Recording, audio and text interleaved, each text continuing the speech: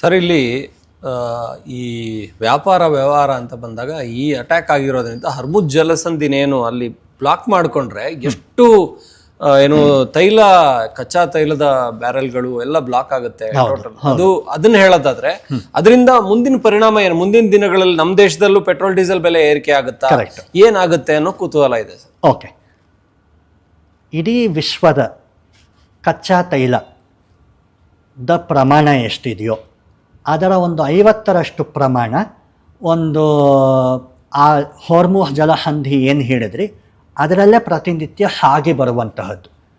ಆ ಹಾಗೆ ಬರುವಂತಹ ಹೊರ್ಮುಜ್ ಜಲಸಂಧಿಯಲ್ಲಿ ಏನು ಟ್ಯಾಂಕರ್ ಶಿಪ್ಗಳೇನಿದ್ದಾವೆ ಅವು ಎಲ್ಲವೂ ಆ ಸಣ್ಣ ಒಂದು ಅಗಲವೇ ಇಲ್ಲದಂತಹ ಒಂದು ಜಲಸಂಧಿ ಇದರಲ್ಲಿ ಹಾದು ಬರ್ತಾ ಇರುತ್ತೆ.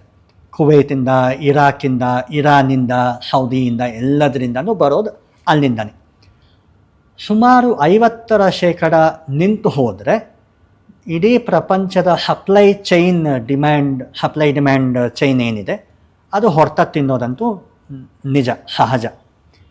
ಹಾಗಿದ್ದಾಗ ಎಲ್ಲ ದೇಶಗಳಿಗೂ ಬರ್ತಾ ಇರುವಂತಹ ಕಚ್ಚಾ ತೈಲದಲ್ಲಿ ಅಟ್ಲೀಸ್ಟ್ ಒಂದು 50% ಇಳಿಕೆ ಇರುತ್ತೆ. ಈಗ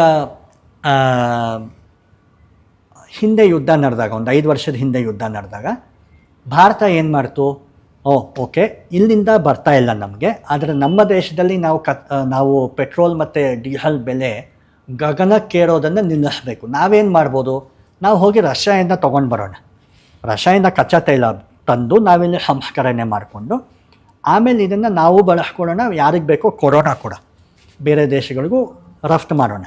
ಏನು ರಿಫೈನ್ಡ್ ಪೆಟ್ರೋಲೆ ಮಾತ್ರ, ಡೀಸೆಲ್ ಮಾತ್ರ, ಆ ರೀತಿ ಕಚ್ಚಾ ತೈಲ ತೊಗೊಂಬರೋದು, ಇಲ್ಲಿ ಸಂಸ್ಕರಣೆ ಮಾಡಿ ಕೊಡೋದು, ಈ ರೀತಿ ಮಾಡ್ತಾಯಿದ್ರು. ಮುಂದಕ್ಕೂ ಎಲ್ಲ ದೇಶಗಳು ಹಾಗೆ ಹುಡುಕ್ತಾ ಹೋಗ್ತವೆ, ಅಲ್ಲಿಂದ ಬರ್ತಿಲ್ಲಪ್ಪ ನಾನು ಈ ಕಡೆಯಿಂದ ತೊಗೊಂಬರ್ತೀನಿ ಅಂತ. ಅಂದರೆ ಈಗ ನಾವೇನು ಮಾಡ್ತೀವಿ, ಉದಾಹರಣೆಗೆ ಕೊಡಗಿನಲ್ಲಿ ಆರೆಂಜ್ ಕಿತ್ತಳೆ ಹಣ್ಣು ಬರ್ತಾ ಇಲ್ಲ, ಫಸಲು ಬಂದಿಲ್ಲ ಅಂದರೆ ನಾವು ನಾಗ್ಪುರಕ್ಕೆ ಹೋಗ್ತೀವಿ, ನಾಗ್ಪುರದಿಂದ ತೊಗೊಂಡು ಬರ್ತೀವಿ.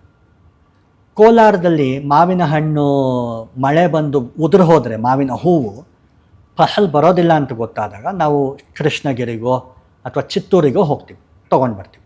ಅಂದರೆ ಒಂದು ಕಡೆಯಿಂದ ಸಪ್ಲೈ ಹೊರತ ತಿಂದಾಗ ಇನ್ನೊಂದು ಕಡೆ ಹೋಗಿ ಇರೋದನ್ನು ತೊಗೊಂಡು ಬರೋಕ್ಕೆ ಪ್ರಯತ್ನ ಪಡ್ತೀವಿ. ಆದರೆ ಅಷ್ಟೊತ್ತಿಗಾಗಲೇ ಅದರ ಬೆಲೆನೂ ಚೂರು ಏರಿಕೆ ಆಗಿರುತ್ತೆ. ಈಗಿನ ಮಟ್ಟಕ್ಕೆ ಹೇಳೋದಾದರೆ ಇವತ್ತಿಗೆ ಅಂದಾಜು ಸರಿಸುಮಾರು ಘಾಟಲ್ಲ, ಪ್ರತಿ ಬ್ಯಾರೆಲ್ಗೆ $70 ಇದೆ, 65, 70, $72 ಇದೆ. ಇದು ಹೋಗ್ತಾ ಹೋಗ್ತಾ ನಾಳೆ ನಾಡಿದ್ದು ಆಚೆ ನಾಡಿದ್ದು ಅಥವಾ ಒಂದು ವಾರದೊಳಗೆ ಇದು $100 ತಲುಪ್ಬೋದು ಅನ್ನುವಂತಹ ಒಂದು ಅನುಮಾನ ಇದೆ. 95, 100, 105 ಆಗಬಹುದು. ಯಾಕೆ? ಸಪ್ಲೈಯೇ ಕಡಿಮೆ ಆಗೋಯಿತು. ಡಿಮ್ಯಾಂಡ್ ಎಲ್ಲರೂ ಏನು ಮಾಡ್ತಾರೆ, ಒಂದಷ್ಟು ಸ್ಟೋರ್ ಮಾಡಿ ಇಟ್ಕೊಂಡಿರೋಣ, ಒಂದು ತಿಂಗಳಿಗಾಗೋಷ್ಟು 2 ತಿಂಗಳಿಗಾಗೋಷ್ಟು ಒಂದಷ್ಟು ತೆಗೆದಿಟ್ಕೊಂಡು ಬಿಡೋಣ, ಎಲ್ಲರೂ ಒಂದಷ್ಟು ದಾಸ್ತಾನು ಇಟ್ಕೊಳ್ಳೋಕ್ಕೆ ಪ್ರಯತ್ನ ಪಡ್ತಾರೆ. ಹಾಗಿದ್ದಾಗ ಎಲ್ಲರೂ ಹೀಗೆ ಮಾಡ್ತಿದ್ದಾರೆ ಅಂತ ಗೊತ್ತಾದಾಗ ರಷ್ಯಾ ಇರ್ಬೋದು, ಅಮೇರಿಕಾನೇ ಈಗಿನ ಕಾಲದಲ್ಲಿ ಕಚ್ಚಾ ತೈಲ ರಫ್ತು ಮಾಡುವಂತಹ ಒಂದು ದೇಶ. ಇವ್ರುಗಳೆಲ್ಲರೂ ಅದೇ ಈಗಿನ ಒಂದು ಸಮಯ ನೋಡಿಕೊಂಡು ಎಲ್ಲರೂ ಒಂದಷ್ಟು ಜಾಸ್ತಿ ಬೆಲೆಗೆ ಮಾರೋಕ್ಕೆ ಪ್ರಯತ್ನ ಪಡ್ತಾರೆ. ಹಾಗಾಗಿ ಈ 70ರ ಗಡಿಯಲ್ಲೇನಿದೆ ಇದು ಒಂದು 100ರ ಗಡಿ ತಲುಪ್ಬೋದು ಅನ್ನೋದು ಎಲ್ಲರಿಗೂ ಇರುವಂತಹ ಒಂದು ಗುಮಾನಿ.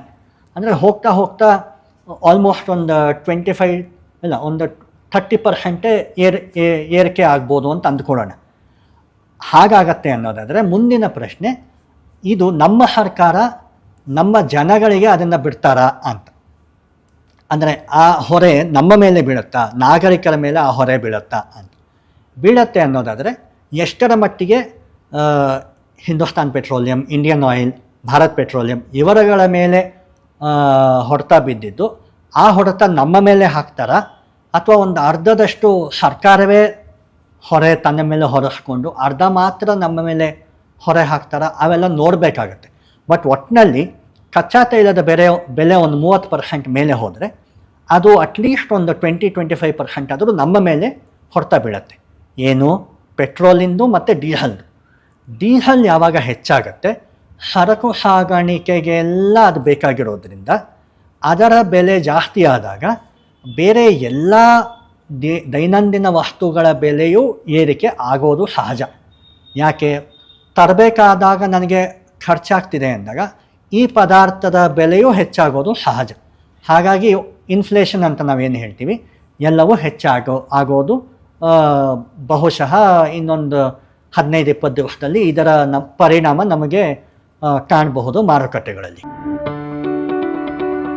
ಯಾವುದೇ ಸುದ್ದಿಯ ಅಪ್ಡೇಟ್ ಅನ್ನ ಮಿಸ್ ಮಾಡ್ಕೊಳ್ಬಾರ್ದು ಅಂದ್ರೆ ಈಗ್ಲೇ ಒನ್ ಇಂಡಿಯಾವನ್ನ ಸಬ್ಸ್ಕ್ರೈಬ್ ಮಾಡಿ. ನಿಮಗೆ ಬೇಕಾದ ಭಾಷೆಯಲ್ಲಿ ಎಲ್ಲಾ ಸುದ್ದಿ ತಿಳಿಬೇಕು ಅಂದ್ರೆ ಒನ್ ಇಂಡಿಯಾ ಆಪ್ ಅನ್ನ ಡೌನ್ಲೋಡ್ ಮಾಡ್ಕೊಳ್ಳಿ.